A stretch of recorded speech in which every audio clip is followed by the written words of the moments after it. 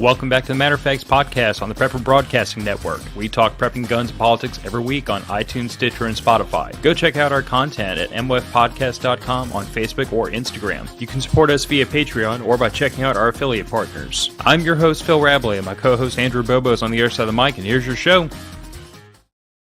And welcome back to Matter of Facts podcast. We've had at least one person apparently waiting for 40 minutes, and I don't know what in the world you've done to entertain yourself, Jim. Super fan, glutton for punishment, sadist, maybe. I mean, I am pretty positive that if you recounted this experience to a mental health professional, you might be diagnosed with something. But thank you. Well, it's good to know that some people still care about us.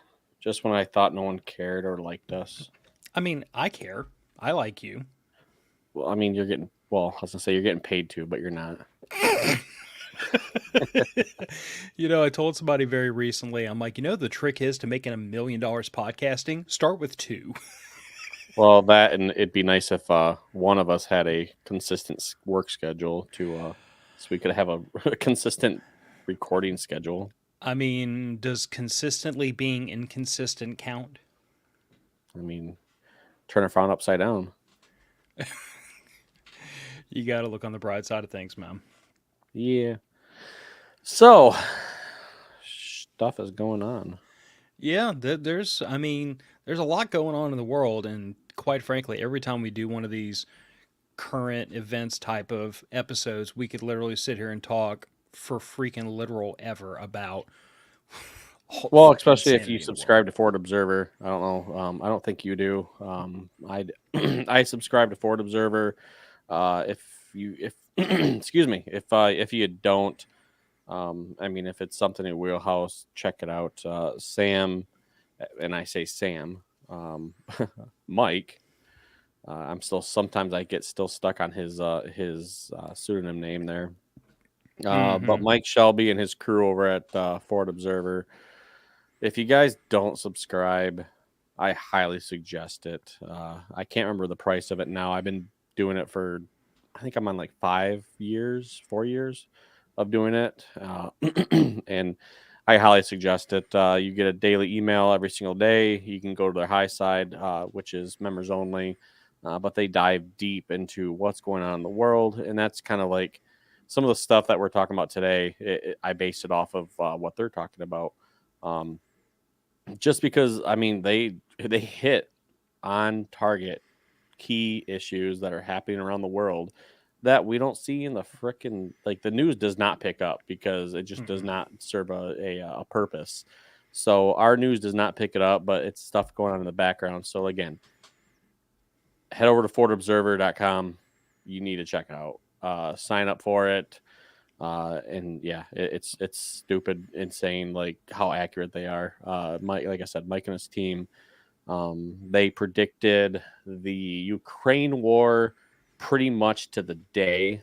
They predicted the Ukraine war as far as the invasion, and what they have to say about China and Taiwan and stuff like that is pretty concerning. So, but yeah, anyway, I digress. Yeah.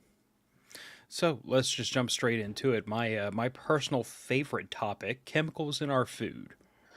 Yeah, and this come about really because if you haven't been paying attention, our favorite Cheerios, which has been pushed as heart healthy food and everything, Quaker Oats, which if you're a prepper, you got Quaker Oats stored.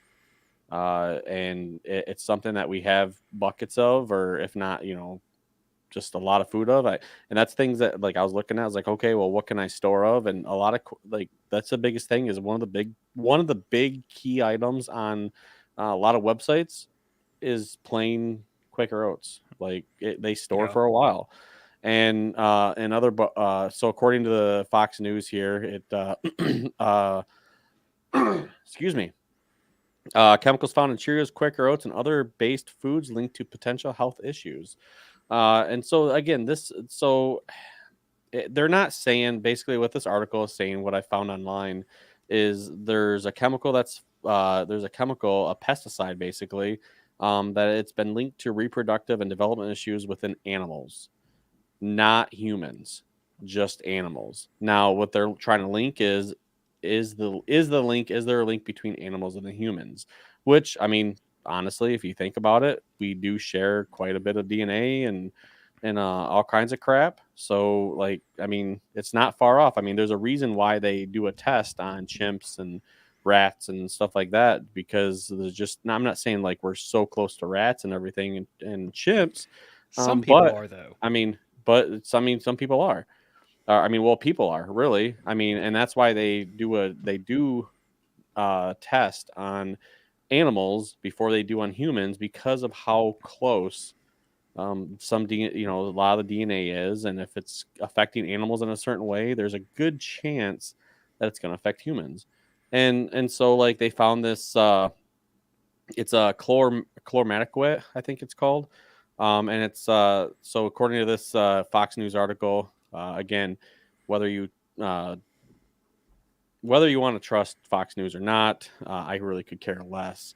But this is kind of basically the same from across the websites that I found. But it was detecting 8% of the people tested, 3 geographical regions between 27 and 2023. And it's basically a chemical that was found within animals. It was found to cause reproductive and developmental issues. So if you think about how many what the humans consume and how much of it humans consume, it's a lot. So and Well, this and the reason I brought this up was just because of, we need to start, as people, as even preppers, storing food away. We need to start looking at what we're putting in our bodies. We need to start looking at the additives. We need to start looking at the food and making sure that it's true to what it is. And yeah, some of the stuff that is actually more organic and more pure might cost a little bit more, but at the end of the day, hey, I mean, if it's gonna cause less health issues over time, then it might be something to look into. yeah, and I mean, this whole conversation kind of echoes like, you know, probably about 8 months ago was when my wife and I really started looking very critically at our food and our diet and what we were buying. And, we made a concerted effort not to get crazy about it, but we started making a concerted effort to intentionally pick brands of food or pick foods that have fewer preservatives, fewer artificial colors, fewer artificial sweeteners, no refined sugars, no complex carbohydrates. And what we discovered along the way was that, yes, it might have spiked our grocery bill a bit, but by eating less junk, specifically by removing refined sugars and severely decreasing the carbohydrates we were eating, like I'm in a position now where my blood sugar is more stable now than it has been since I was in my 20s. Hmm. My wife has lost 50 freaking pounds in 8 Hmm. months. Right. And like we are both in infinitely better health. And yes, this has been paired with like an exercise regimen, but I truly believe that there was no reasonable amount of exercise that was going to fix hypoglycemia, which tends to lead towards insulin resistance and type 2 diabetes. Like that's where I was going. And the dietary changes have put me on a path now that is sustainable and is reasonable. But I've become very critical of what's on the store shelves for exactly a lot of the reasons that you just brought up. Like it's one of those discussion points where it's like, okay, if this chemical causes some bad health effect in rats but not humans, my question is still, why is it in our food? Hmm. Like, I understand that with commercial farming, like pesticides and herbicides and all those things are kind of required because of the sheer volume of food they're trying to grow on X amount of land and the intensity of the yield they're trying to produce. But I still question, should we be seeing that showing up in our food supply? Should it be making its way to the store shelves and into the bodies of our nation? And when I look around at my fellow man in this country, where obesity is going through the ceiling, where cancer is going through the ceiling, where diabetes is going through the ceiling, when all these people are sick as hell, and then I look at people 100 years ago and obesity was not this big of a problem. Yeah. Cancer wasn't this big of a problem. Heart disease wasn't this big of a problem. I'm just saying you don't need a tinfoil hat to start asking questions about what's going on. And unfortunately, I don't think a lot of people want the answers to those questions. Right. Yeah, and that's the thing is, I mean, so granted, you see these articles and you're like, okay, what should I believe? Because just recently there were some articles that came out that said humans and like cows, because of cow farts, basically are putting a dent on the global warming and all kinds of stuff, and how eating crickets is way healthier for you than actually eating a protein base like chicken and beef and all kinds of stuff. And granted, like some of these places, some of these articles, some of these quote unquote like the scientists and the articles that are based on science, uh, they can shove them up their freaking butts because I'm not eating bugs. I'm a freaking complete carnivore. Like you're gonna find me eating meat until they shoot me in the face, because I'm not gonna stop. Whether it's chicken or beef or whatever it is, I'm not gonna stop. I'm not gonna eat bugs because they said so. And that's the thing is, so that do your own research, and that's the whole thing.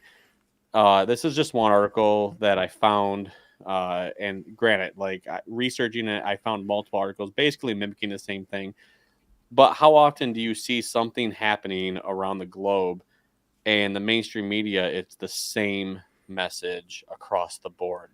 If you haven't seen the YouTube video, it's multiple times now, but it's basically a lot of the media that they're spewing the exact same message all That's day happened long. before. And it's happened before. It's happened multiple times that I can recall and that I've seen. And so again, do your own research. But basically, the gist of this is look at your food, look at the preservatives, and just look at what you're putting in your body. Like that's what we're trying to get across the board here. Is, you know what? If you like your oats, then eat your freaking oats. I could care less. But just know that this is potentially what's going in your body. Is there a healthier way? Possibly. There might be something healthier out there. But research it and find out and do it for yourself, because the government does not give a crap about you, and they will do what they need to push an agenda. It's up to us to do the research and actually make up our own mind as free thinking Americans and just free thinking people in this freaking world. Like, we need to push that. And that's what people are lacking, is they're like, this diet, it's getting pushed on YouTube, it must be the new fad, when it's completely no. It just, do your own research. I will say that anyone that purports to be a scientist that tries to convince you that a sugary breakfast cereal is healthier for you than a ribeye steak, and if you don't believe that actually got said, Google that. Any scientist that claims that, I am you have just dropped a hand grenade into all of your credibility with me for the rest of your life. And that was not just a single scientist, that was a group of them that tried to assert that. They literally rebuilt the food pyramid and included all this junk in it that no rational human being thinks is more healthy than anything else. But these idiots would have you believe that highly processed foods are more healthy for you than eating red meat. And I just can't buy off on that. Now, as far as the whole eating bugs thing goes, Andrew, you know that my wife, beautiful woman she is a little odd. And she used to work at the Audubon Insectarium years ago. And she's eaten more insects intentionally than most people probably have. And she has promised to come on the show at some point and talk to us about how to properly cook bugs to make them semi-edible. I don't know. I have involuntarily eaten bugs before because I wasn't informed what they were before they went in my mouth. And we'll just leave that whole conversation at that. I didn't divorce her. I was a little upset, though, when I found out what I was crunching on was a cricket. But all that being said, there are parts of the world where people do eat bugs. And, I think it'd be an interesting survivalist topic to have a discussion about, because foraging bugs is, frankly, it's a relative topic in survivalism. Well, But the idea that we're going to eat bugs to save the planet is just Just Right. stupid on the face of it. Right, but that's what I'm saying is, uh, I mean, if you look at the diet of the humans, the humanoids over the last thousands of years. I mean, bugs they do serve a purpose. They do, like, you do see have some that they're high in protein, and everything. Did humans eat bugs long ago? You know what? I don't freaking know. I'm not Yes. a scientist. I'm pretty sure they did, just from some readings that I've done. But when you look at the food nowadays, they also mixed in red meat. They also mixed it, like, they also subsidize with other things. So Mm-hmm. by all means, if you want to eat bugs, eat bugs. But I'm not going to sit there, and I'm not going to be the first person in line to do it permanently. Have I eaten bugs? Yeah, I have. I have had a questionable job doing retail at Spencer Gifts. I won't go into great detail, but I sold some toys. Toys. If you've ever been in that store, I've sold some stuff by eating crickets. Yeah, they weren't that bad. However, it's again, we need to think realistically here, and you cannot base an entire diet off of freaking bugs or anything like that. Like, yeah, I can't stress like the carnivore diet and stuff like that enough to where the whole high protein, low carb, and all kinds of stuff. I've seen it work, and it's crazy. So, yeah, yeah, it's nuts. So, Well, next up, NBC and Anytown are mad about YouTubers. Now, this showed up on my radar just today, as a matter of fact. I think it was VSO Gun Channel on YouTube was talking about it. But yeah, apparently there are some people that are highly agitated that YouTube is allowing gun-related content on the platform at all, which I think for some of us seems a little hilarious because, like, on our side of the fence, we're well aware of just how incredibly shadow banned, downvoted, and censored anything even relating to gun content is. And while we're on that subject, I don't complain about it a lot because I don't think anybody cares, but this podcast has had a copyright strike on every single episode we have posted for the last 6 months. Every single one of them. And I've beaten almost every single one of them, but I still have to friggin' go through the process of contesting the copyright strike because I personally composed all of our intro outro music, and I know it doesn't have a copyright on it because I would have it. But it's still agitating because there are entities out there that continue to claim the intro outro music is theirs, and then I have to contest it, and then of course they never respond to it because they know better and they let it go 30 days and eventually it falls off. Unfortunately, what that means is that if this channel were monetized, which it is not, we would get no monetization until a copyright claim was removed. It's annoying. And all we ever do is say that the ATF should be defunded. I mean, nothing really controversial or crazy. no. But But yeah, no, they're mad because you can still find gun content on YouTube, and they don't like that. They don't like the fact that people are expressing their First Amendment, let alone their Second Amendment rights. And yeah, what's funny is they want to restrict these. Like, these are the same people that they want to restrict your First and Second Amendment rights by using their First Amendment right and also their Second Amendment right, because half of these people have they have armed guards 24 hours a day. mm-hmm. Like, rules for thee, but not for you. Well, what's the saying? Rules for But thee, not. but not for me. Yeah, exactly. So that's what's funny is if you look up any of these people, any of these top execs, they have the top of the line security. They can follow them around New York, which is blatantly, or California, which is blatantly anti-gun. It takes a miracle to get a CPL or a concealed pistol license to even protect yourself, let alone if you use said firearm, you are basically thrown in the gulag. and you're thrown into the black hole before you're guilty before you're even innocent. So this is in those different areas where, yeah, they have that security to where they don't care. Their people will kill somebody in protection of them, is what they say, and they walk away scot free. So yeah, these people are ridiculous. Yeah, but see, as long as it's not them touching the scary black hack rifle, then their hands are clean, and they can just conveniently forget that they paid somebody else to act in their own defense using violence and firearms. Yeah. But what frustrates me about this is like this is the specific quote that NBC just happened to capture. And it's a really agitating article because it brings up like Larry Vickers and Matt Hoover, who by the way, like one of the things that this article called out was that like many of Larry Vickers and Matt Hoover's supporters like basically, I mean, they seemed almost annoyed that people weren't immediately throwing them under the bus for having broken federal firearm laws, but I don't think they understand that like most of the fans of quote unquote the gun tubers think federal firearm laws shouldn't exist in the first place. So the fact that somebody violated them is not really a blip on our radar. It's like they broke a law doing nothing violent. Why in the hell are you idiots persecuting them?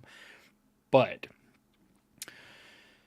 the quote was from Justin Wagner and Everytown for Gun Safety. YouTube is a cesspool of violent and irresponsible gun content.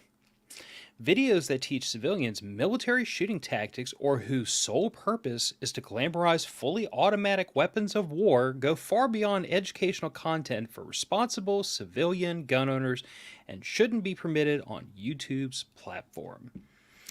And to that, I don't know how to break it to them in, a polite way, but if I had my way, YouTube would have basically videos on how to, convert weapons to full auto and make IEDs and stuff. Because, I'm one of those weirdos in the Second Amendment community that thinks that the Second Amendment was written to make sure that we had the ability to repel tyranny, so we should be able to have every single thing out there that the military has. And they That's can have terrible. hand grenades. I disagree with you Hey, wholeheartedly. they have hand grenades. We should be able to make hand grenades. No, They have we should not. claymores. We should put, pipe bombs in mason jars full of bolts and nuts and nails because that's basically No. a claymore. And No, they should not. No, they should not have that ability. Their ARs have 3 holes and things inside of them that make, that should make them shoot really fast. Ours should do the same thing. And anybody, it always frustrates me when these idiots start talking about responsible gun owners. Like responsible means you should have like a bolt action 22 for squirrel hunting, and none of these freaking idiots seem to understand that responsible means you don't use them unless it's appropriate to use them. The Second Amendment was based solely on hunting. Yes, because I've seen a lot of friggin' deer running around with friggin', plate carriers on trying to invade the country. Single cool shot, story, bro. bolt action. Actually, you know what? Single shot, break action. That should be how it is all day, every day. Nothing less. And I'm kidding because I know you are. If the government, and that's the thing, is if the government says, hey, we should have these bombs, the U.S. or the American people should have these kind of bombs. Like we should have MRAPs. I should have access to Abram tanks. I should have access to the laws. Like, yeah, no, I 100% agree with you. It's pretty ridiculous.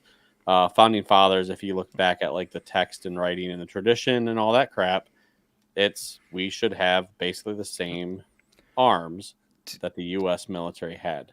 Dude, when the Second Amendment was ratified, there were people who owned cannons and private warships. Mm-hmm. I mean, no, stop for a second to think about this. Private warships, a boat with guns on it to shoot at other people with guns on them, like that.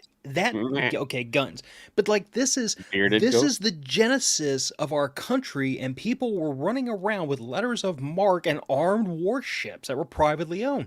This would be like in today's. Okay, let's imagine that the United States, somebody hit the reset button on it, and they were going to rewrite the Second Amendment.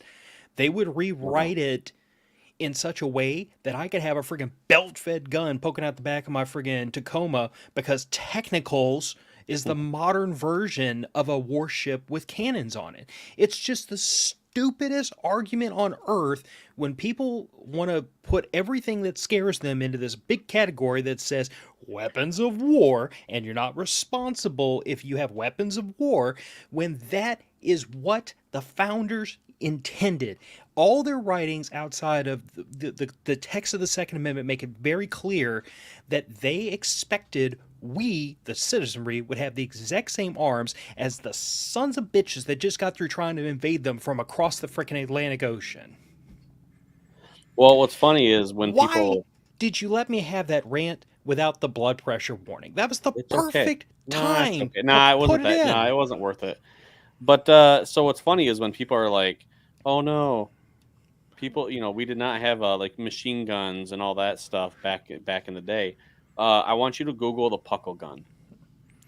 Yes. Like, I want you, if you literally think that there was no quote unquote machine guns back in the day in the 1700s and everything, like Google the puckle gun.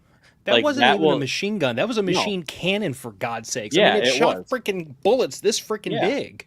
But that's the thing, though. According to Wikipedia, which this was just like a 2-second search right now, but it was quote, it was one of the earliest weapons to be referred to as a machine gun, being called such in 1722 shipping manifest.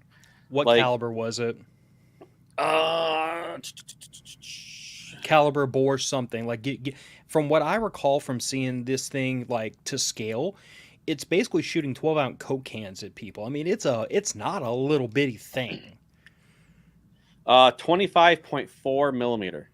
That's a cannon. Yeah, and it fired 9 rounds a minute. Dude, nine 25 millimeter rounds a minute. That was like a nuclear weapon back in the day. Yeah, but that's the thing though, is like if you think about it, I mean, yeah, I don't know. That's my discussion with like a lot of friends and stuff like that is today's modern should civilians today own modern military arsenal? And I hands down say yes. Yep. If you can afford it, I should be able to go out and I should be able to own military weaponry. 100%. Hands down. Like, and that's the thing is that with the founding fathers, they sat there and they were like, well, what should they have? Well, and they worded Arms. it pretty freaking clear in the Second Amendment, but it has been so bastardized and misused and rewritten and misunderstood where people don't think about it that way. And then when they think about it, when they think about military arms, they freak out because they're like, no, American people should not own military arms. And if you think about, if you think about it and you go back and you're like, well, military arms, what does that really entail? Really, we do have access to, I mean, look at the M1 Garand, look at the trench shotguns that they have nowadays, like the Ithaca trench shotguns, like all these guns, the 1911, like all of these guns. The only reason is because the people are scared of what the mainstream media has dubbed an assault rifle, quote unquote, is they've made it such a bad term and they demonized it. Like that does not do anything. And the fact that I should be able to own all the military grade weaponry I want without a single blink of an eye or paperwork at that. And if you think about the school shootings, all the stuff that's been going on, look at you got to look at the person. I mean, how many times back in the day, like, I mean, growing up, how many times did you hear about your family or your parents or grandparents having firearms or something in their truck so that they could go hunting after school? I remember clear as day. I remember going to school with, like, during bow season, rifle season and everything.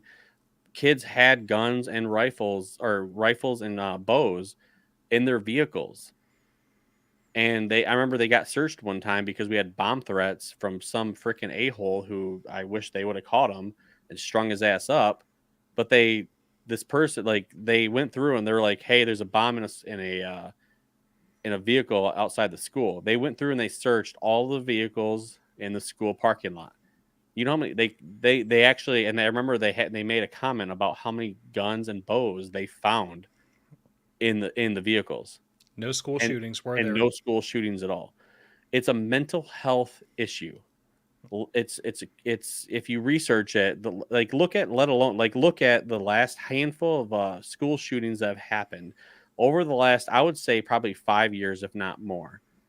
A good majority are ones with mental health issues and they're on medication. One, they've been watched by the FBI, police, whatever, Oh yeah. and they just haven't been acted on. But the church shooting that just happened in Texas, that was a transgender Palestinian person who used her child as a human shield. Like, that is freaking horrific. Those are the people that we're fighting against. And then you have the mainstream media who will not even pick that up because it doesn't fit their narrative. If it was a white male who was like, you know what, I hate the world, it would still today, it would be all over the media. But he would have to be straight and preferably a Christian, because if you can get all those touch points in there together, then we got a party. Yeah. Oh yeah. And that's the thing is, like, so the handful, like, I mean, the Nashville shooter, transgender against a Christian school, they are still trying to bury the manifesto, even though Crowder leaked it. They are still they're trying to bury the manifesto. And they're pissed about that. Yeah, and they're pissed about it. But if you look at it, it's been nonstop mental health issues over the last dozen or so, if not more, school shootings or just shootings in general. It's been hands down mental health issues, and that's and that kind of goes back to the whole chemicals in our food and all that crap. Because what are we putting in our kids? What chemicals are we putting in our kids? What mental health issues is it causing over this period of time? Like, it's stupid. It's ridiculous that we're trusting our bodies and our minds and everything to the government, who have done nothing but in the past. They have done research on humans, on MK how to Ultra, mind control humans. Tuskegee experiment. Yeah.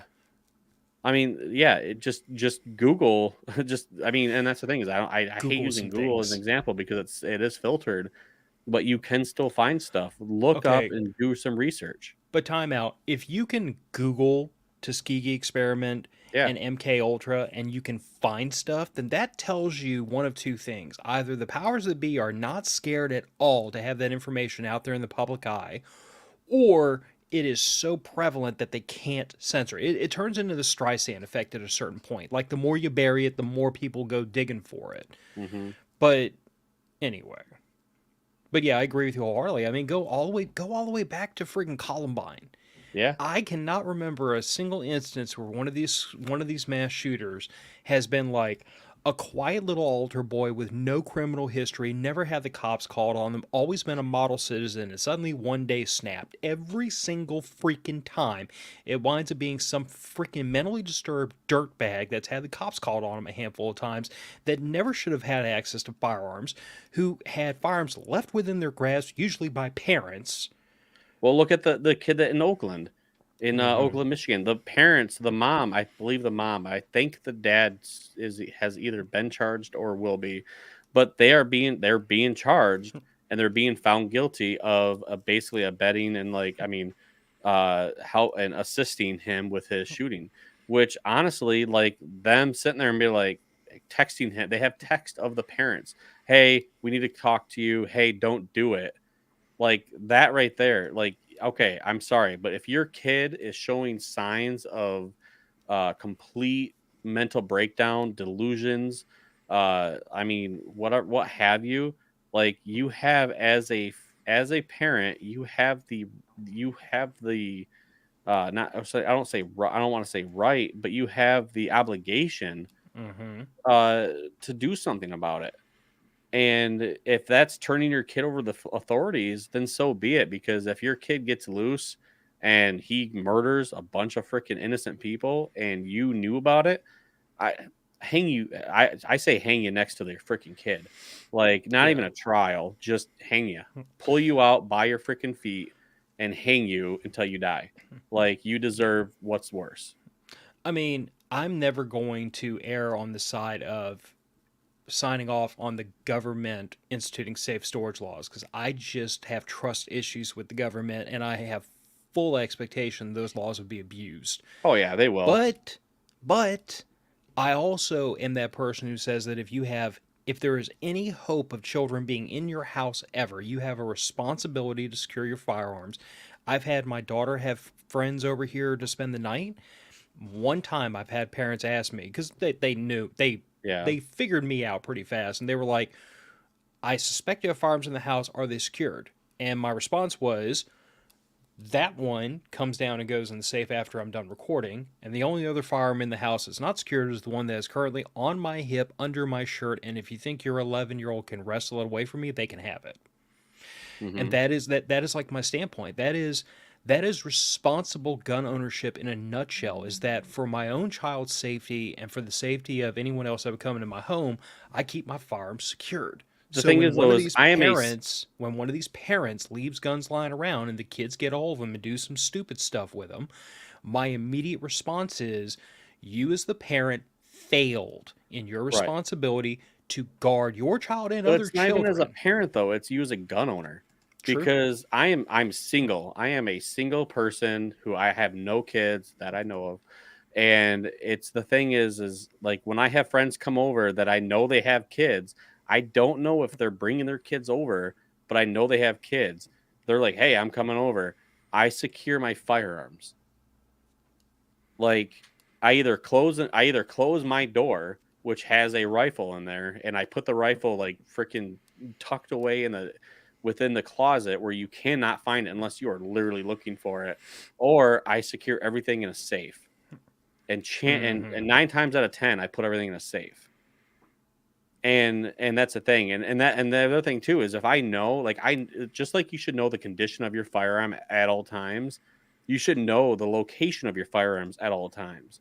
So if I decide to leave a gun that's like, hey, you know what, I have a rifle that I tossed in my closet, it's okay. It should be good up there. And they have a kid that comes over here, and all of a sudden I don't see the kid, and they're like, the kid is big enough to where they're running around or doing whatever. I don't care whose conversation I'm in the middle of. I'm stopping and I'm looking for that kid. And, and luckily, again, I've never had an issue where the kid was upstairs or anything up, like, or even remotely next to my room or anything. But it's, hey, what are you doing? Okay. And that's the thing is like, I mean, and that goes into as far as knowing like you're just knowing other places too. If I go to somebody else's house and I see a gun that's sitting on top of their fridge or whatever like that, I'm not going to sit there and be like, hey, you should secure that. It's going to be, well, I'm going to watch it. And then if I see a kid like, hey, if for some reason that's getting near, and granted, again, I'm reaching with some stuff, but it's up to you as a responsible gun owner to sit there and be like, hey, what are you doing?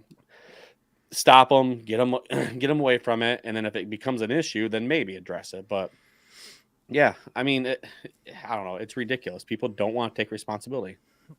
And I think to Jim's point, like that is how I would answer his question, because he asked how old is old enough to trust with a gun. I think different for each individual. I would pose it to a parent like this. The moment at which you trust your child with life or death, trust them with a firearm, because that's what a firearm is. Yeah. It is the power of life and death. My daughter is 11.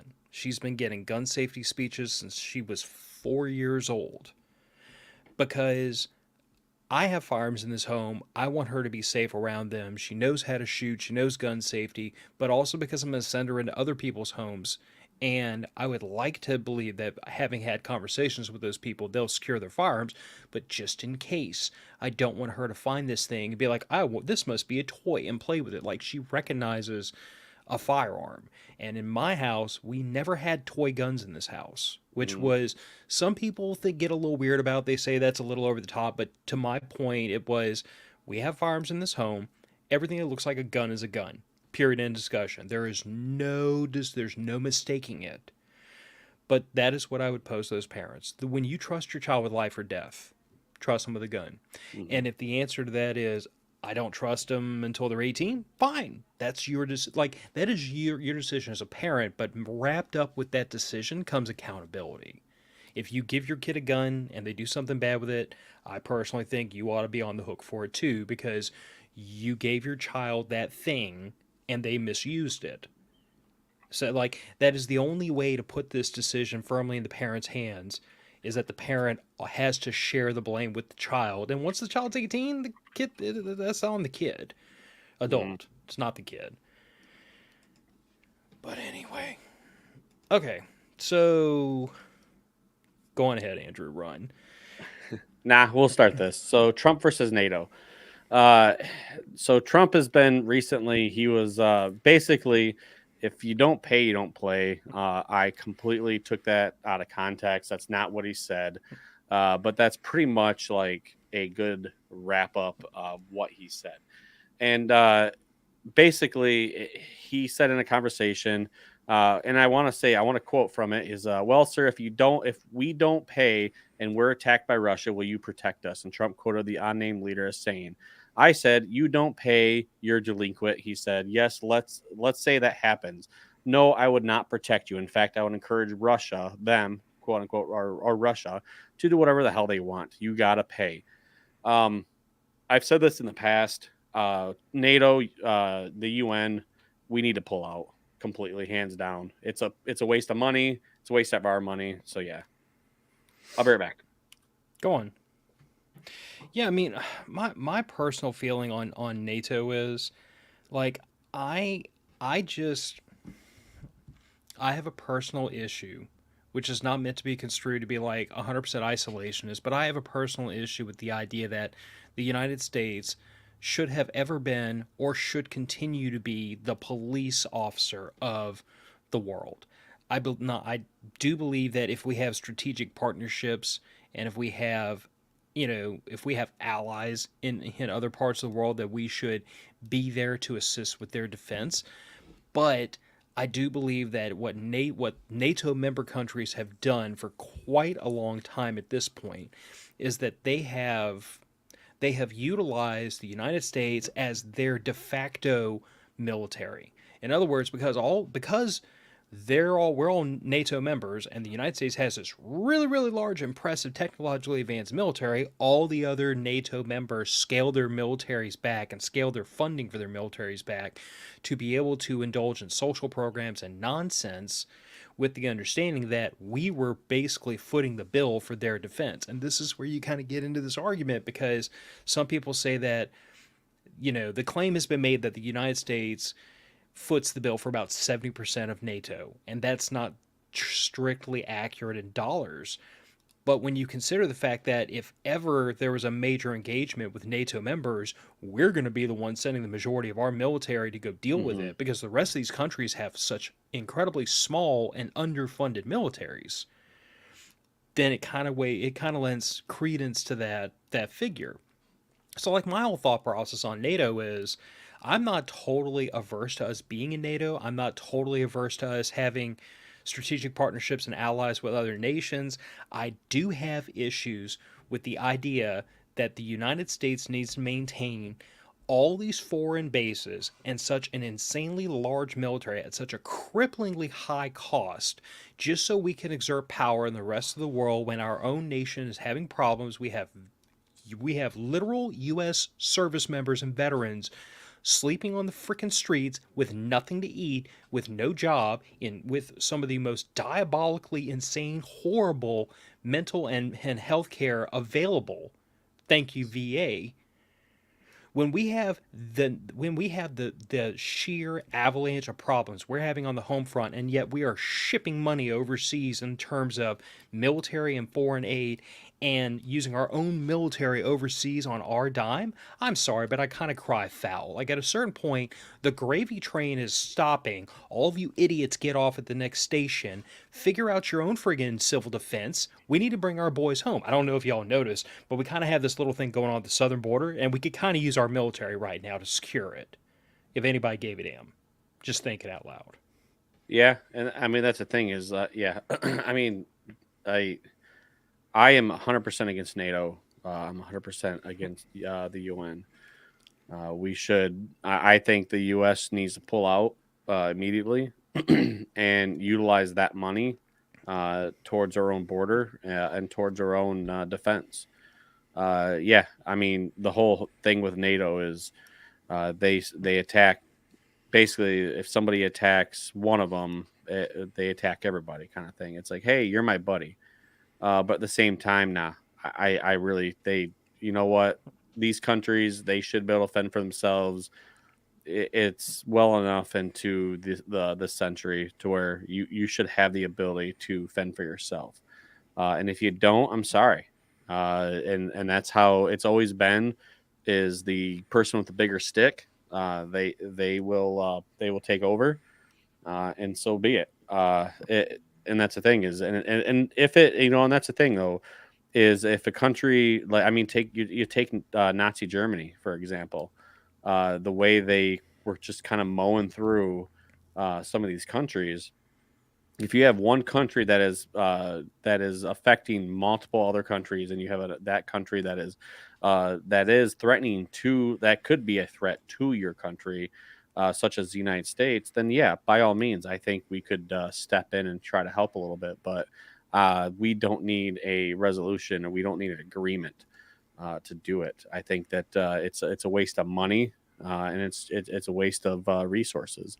Ukraine, for example, right now. The whole thing with Ukraine, or not the whole thing, but a lot of it is basically it's the fact that they're talking about becoming NATO members, and they still are. And why are they doing that? In my eyes, they're doing that to possibly try to drag the United States and the world into another world war, which we're very close to being on the verge of. Ukraine, I think Ukraine needs to fend for themselves. We should not be sending a single penny to Ukraine. We should not be sending a single bit of arms. We should not be sending personnel, which we are. We should not be sending people to Ukraine. We should not be sending a single freaking dime to Ukraine. Let Russia and Ukraine sort their shit out. The U.S. should not be involved, but we are, because it's a proxy war against Russia. It's a money laundering scheme. Is pretty much what it is, and it's been proven to be all that pretty much. And so yeah, we need to. In my eyes, I would, if I was president, if I was elected president tomorrow, I would stop all assets, all funding, everything to NATO, Ukraine, and UN. Day one. That would piss Hillary Clinton off. Oh yeah, I'd probably end up suicided with 2 bullets in the back of my head. Yeah, you would definitely hang yourself and shoot yourself in the back of the head twice. Definitely. Yeah. And have a weightlifting accident all at the same time. Yeah. Oh, Jesus. But no. We're going to get kicked off YouTube for this episode. I can see it now. Yeah, probably. So I just want to throw this out there. We don't have to spend too much time on it, but I find it funny. Is Egypt is building a wall. So Egypt... To keep the Palestinians out. Yeah. Egypt is pretty pissed off right now at Israel, and they're building a concrete block wall right on Israel's border, and it's raising some concerns because Egypt, because of Israel basically going to war and massacring the Palestinians. And I say massacring because I don't exactly agree with 100% with what they're doing, especially women and children and everything like that. But they are pissing off their neighbors, and one of them being Egypt. And Egypt is like, you know what? F you guys. We're going to build a wall. And if needed, Egypt has talked about or going to war with Israel over this whole thing. So it's something to keep your guys' eyes on. eyes on. Yeah, well, the situation, I want to say in the Middle East, but honestly, like the number of conflicts that are brewing right now means that any one of them sparking large enough could just bubble over into something else very quickly. Mm-hmm. Like all the action between Russia and Ukraine right now could very easily spill into neighboring countries very quickly. Yeah. And any one of those countries would be well within their legal rights to defend their borders. Yeah. So it's worth looking into, because you have to bear in mind, like, a lot of the reason behind NATO being formed in the first place was to support globalism. Because if you have all these member countries, okay, we don't have time to get into it right now. Remind me at a future date to bone up on World War One history, pre World War One history, which is not my strong suit. But there was basically a series of strategic alliances between all the European nations, and it was specifically crafted to make sure that nobody could go to war with anybody else, because if so and so went to war with this person, then this person would call their buddies, and that person would call their buddies, and you'd have this huge war. So it was kind of like this series of alliances was kind of like the nuclear weapon of its day. It was mutually assured destruction. Like, you wouldn't dare pick a fight with this tiny little country, because they are going to call their five big buddies, and it's going to be a brawl. But that's literally how World War One started. Like, how do you think that these two tiny little countries having a tiff turned into the entirety of Europe going to war with each other? It was because of strategic alliances. That's what NATO was supposed to support. It was basically to ensure that never again could we have a situation where you would have another world war, because everybody was in alliance with each other. Well, it doesn't seem to be working very well right now. So I kind of question its purpose. What is MAMS in America? So MAM's in America. MAM is the military term for military-aged male. Oh, gotcha. Yeah, and so if you look at, I mean, those this kind of invaders where I come from. yeah, yeah, and I mean, kind of ties into the past conversation we had a week or so ago, with this just the border security and the invasion that's happening, and I wanted to bring this back up because it's stronger than ever. We've had record amount of military-age males crossing into the United States. But didn't we just get through talking about a church shooting at a mega church in Texas? I'm pretty sure it was an illegal immigrant, transgender, shot up a church. Am I the only one remembering that from very recent conversations? Yeah, I don't remember that. Okay. And now here we are talking about military age males, and I'm sorry to be the one to break it to you, but I don't care if you're wearing a dress or not. Your DNA determines what your gender is. So Yeah, please yeah. continue. I mean, that's the thing is, so yeah, this is something that we all need to be watching. On again, the news isn't covering it because it doesn't fit a narrative. But yeah, we need to be watching the southern border and even the northern border too.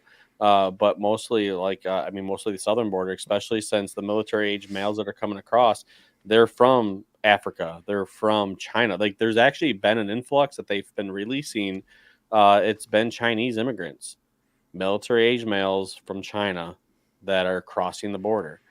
Why is that? The amount, what was it? Yeah, the amount of the amount of immigrants that are crossing the border. It's an invasion, hands down. It should be met with lethal force, in my opinion. Hands down, lethal force. Where our border patrol agents, the Texas National Guard, they should be able to use lethal force. And So you don't think they should just give them bus tickets? no, not bus ticket. The bus tickets, and that's the thing, though, and that's where I disagree with the whole the Governor Abbott and stuff like that, where he's busing the immigrants, the illegals, across the U.S. to Delaware, we're going to to New disagree York. on that. What's that? We're going to disagree on that, but please continue. No, I mean, it's funny. I find it really hilarious. But I completely disagree with it because in the way that basically he's busing them to these districts in these areas, these democratic cities. And like I said, I find it funny because these democratic leaders are, I quote unquote leaders, they're losing their minds because their people are starting to get pissed off, which is actually a good thing. But at the same time, they're busing them across the United States and they're dropping them off in a city. Like, they're putting them where they want to go, in a sense. Instead of shipping them back across the border, they're shipping them across the United States. So, two things. First of all, I disagree because I think that part of what had to happen in the course of this whole unending cultural debate about quote unquote illegal immigration was I really feel like people who didn't have an informed opinion about it needed to have an informed opinion about it. And there's no greater informing to be done than when a couple of buses drop a few hundred illegal immigrants into your backyard and suddenly becomes your freaking problem. Because prior to that, everybody was basically calling the state of Texas racist and, bigots and everything else because how dare you not want brown people in your state? Even though I hate to break it to you, I'm from Texas originally. There are people of every freaking race and nationality you can think of in that state. We don't seem to care as long as you don't act up and you behave yourself appropriately. So I feel like until we diversified, until it was no longer a border state problem, when it became a Chicago problem and a New York problem, and it moved further inland to some of these little liberal enclaves where people were by far and large supportive of illegal immigration. That's what it took for people to start having the conversation in Chicago about, well, how the hell are we supposed to support all these migrants that just showed up? Well, how the hell were any of these border cities supposed to support it? You freaking morons. They've been dealing with this for years while y'all were supporting these policies. So that's one. Simply on the face of the fact that Governor Abbott basically exported the problem to the people who claimed through their words they wanted to help and gave them a taste of what they were asking for. And they didn't like the taste of it very much. So buzz off. But the other problem is, legally, I don't think Texas could have loaded these people up in a bus and drove them through a checkpoint back to Mexico. I don't think our own border security at those checkpoints would allow that. So it's one of these weird situations where, like, I understand where you're coming from. Why shoot them all over the country? Why not just send them back home? I don't know if that could be done. And you certainly can't bring them to a hole in the fence and kick them out. At least not, not without the threat of machine guns behind them, which would go over like a fart in church. It's one of those situations where, like, I'm not super critical of Governor Abbott taking illegals that had already come into the country, already been allowed in by Border Patrol and the Biden regime, and move them around the country to places that, like Martha's Vineyard, that said they wanted to help them, but be damned if as soon as the migrants show up at Martha's Vineyard, they promptly stuck them on a bus and moved them somewhere else because they really didn't want them there unless they were working in their gardens or their kitchens. Freaking No, I agree with you on that because the fact that, they're getting pissed off now that they're getting shipped across the United States. Like, that's what's really pissing them off, and that's what's pissing people off. And the people of Chicago and everything, like, it's actually interesting seeing Illinois and even New York and even some of these other cities when the politicians are like, hey, if you have an open door or if you have an open room, you should probably open it up to a migrant family or just a migrant himself. Like, they're asking people to open up their doors, and the liberals, who I believe are voting for these people, they're actually putting their middle fingers up and saying, no, I'm not doing that. That's where I'm drawing the line. I make this same kind of how do I want to put it? I look at it the same way as the FUDs for the Second Amendment. You have people that are like, well, I don't like an AR-15, so it's okay if we ban it. Or I don't like something, and I'm okay if they ban it. As far as like maybe bump stocks, the pistol braces, the binary triggers, like pick your hill to die on basically. But you have the FUDs who are out there saying, well, it's not my bolt action, or it's not my flintlock, or it's not my black powder, so it's okay. I don't mind if they ban it. I don't think anybody should actually have it. But at the same time, they throw a fit. They're going to throw a fit when it comes to their doorstep. And that's what's happening right now with the immigration, with the illegal immigration and stuff is it's come to their doorstep. They're completely fine with it until it comes to their doorstep and it's hit there. And that's when they're like, nah, that's where I draw the line. And it's just like, well, you drew the line way too freaking late. Like, why didn't you draw the line when I said, hey, we should shut the border down? Because NIMBY. Familiar with that term? Yeah. NIMBY, not in my backyard. And Right. anytime you see anybody that gets NIMBY on a certain issue, like it's rose water and belly dancers, as long as it's way over there where I don't have to deal with it. But the minute it's in my private little gated community, now I have a problem with it. That sort of person will always piss me off to no end. I do, however, have one criticism of Governor Abbott. Why'd he wait? Right. Why in 2024, because it's an election year, all of a sudden he's freaking getting religious about locking down the border? Why didn't that fat moron shut the border down his first freaking day in office? Why did he wait? I'm not saying he shouldn't have done it. I'm saying he should have done it on day one. Like, all of his rhetoric and all of his bullcrap about, I need to defend my state. Well, you did need to defend your state for the last couple of years, you freaking idiot. And that's my gripe. My gripe's not that he did something. It's that you freaking sat with your thumb in your butt for this long, and now all of a sudden it's an emergency. Like that's Well, what and that's the thing aggravates is me. it serves a political purpose now, and that's And where I this have is an issue why with it. I absolutely detest population. You remember at the top of the show where I made the comment that some human beings are closer to rats genetically than others? I Mhm. meant politicians. Yeah. Right. And if there's a politician out there that thinks that doesn't apply to them, like, I probably haven't met you yet. I might not like you if I get to know you, and you definitely wouldn't like me if you got to know me. I'm just saying, like, the joy of being me for the listeners is that I can vote for a person on a Friday, and by Monday morning, I am right back where I started, thinking he's a scumbag that's trying to screw us over and we need to keep an eye on him, because I just don't trust politicians, and you shouldn't either. Even if you have, especially if you vote for them, That you should be a should be shirt. well, you should. We as Americans, and this is like fundamental to our cultural DNA, is to distrust our government. If you trust your government, you're not being an American. We're supposed to mistrust them. That's the whole point. It's the only way we keep them honest is by assuming they're out to screw us, because they usually are. Mm-hmm.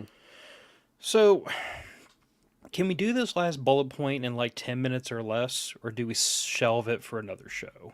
Shelve it. Okay. I'll leave it with the listeners though, and we'll make sure Andrew will stop me from deleting this bullet point for the next show. But I wanted to talk about what I wish I knew when I started prepping, because like Andrew and I have been into preparedness. Well, we've been doing this podcast for 8 years. And like, with the benefit of 8 years of hindsight and many years of being into preparedness before that, I know I look back on some of the things we've done and think to myself, wow, I wish I could go back in the past and tap myself on the shoulder, be like, no, don't Yeah. do that. Do this instead. Yeah. Right. No, And but but that's the thing though, is like, so I would like actually, uh, we'll try to make a better job at scheduling the show in advance so it lets people know, let the Patreons know, because I'd like to get a topic. This topic I think would be good to hear from multiple people, like get some input from everybody. So, uh, again, where's my mouse at here? So again, what I wish I knew when I started prepping. If you have something to put into this, shoot Phil or I a message. Just comment on this, whatever you got to do. I'm curious to get everybody else's input on this. So we'll figure out a date for this for us to pick this back up. But think about it and comment, because I'm curious to see what other people have. That would be a good one, I think. So yeah, and I would also say that like that topic is not just something for like the newbies and be like, oh well, 10 years of experience, maybe the new guy can learn something. Because I tell people all the time that like even after literally doing a podcast where prepping is in the tagline, even after 8 years, I still get people come to me and be like, hey, how should I do like storing beans and rice and stuff like this? And like, people ask me like, well, what are the first things I should get when I'm into prepping? And my first reaction is, I've been doing this for 8 years. Y'all just got interested. mhm. So like, I would encourage people that if you are into preparedness, and especially if you're not shy about being into preparedness, because there are a lot of people out there that really do keep it close to their chest that they're preppers, and I really, really get it. I used to be super cagey about it, but then I kind of felt the pull. That's why I started podcasting. I felt the pull that there were people that needed to hear the message. And if that means I get to be the town weirdo, I don't care anymore. But like, for those of you who are not shy about being into preparedness and you do talk to other people about it, you will encounter people who could benefit from your hindsight. And if that topic, that episode helps you do anything, it might help you remember the things you've learned to take for granted if you've been into preparedness for 20 or 30 years and you just assume everybody knows that. Because I'll tell you what, about 10 years ago, there's a bunch of things I didn't know that I figured out the hard way. Not because there wasn't anybody available to tell me, but because I didn't know what I didn't know. I didn't know what questions to ask sometimes. I had to beat my face against the wall and be like, oh, that's a wall. Don't do that again. Yeah. Well, all right. So before I'm going to stop you there, because before you over explain the topic and before you go 10 minutes over, let's stop it right there. And again, if anybody listens to this, if you have something to go along with this, I'm really curious and we'll share it. So I'm really curious to see what you have to say. So shoot one of us a message, email us. I don't care how we get it. The But let us know. The simple way to do this is if you are watching this on YouTube or Rumble or Facebook or X, just leave a comment underneath this, and I'll try to remember to run back through those distribution platforms and check. If you're listening to this in audio only, mofpodcast.com, there's a contact form. It goes to me and Andrew's emails when it doesn't end up in the spam folder, which sometimes that happens. Yeah, but no, I'm curious to see what everybody's input on this. So yeah, no, hit us up. Yep. Well, let's punt this one out the door. It's 7:07 Central on a Monday afternoon, and we'll talk to you all another week. Bye, everybody. Bye.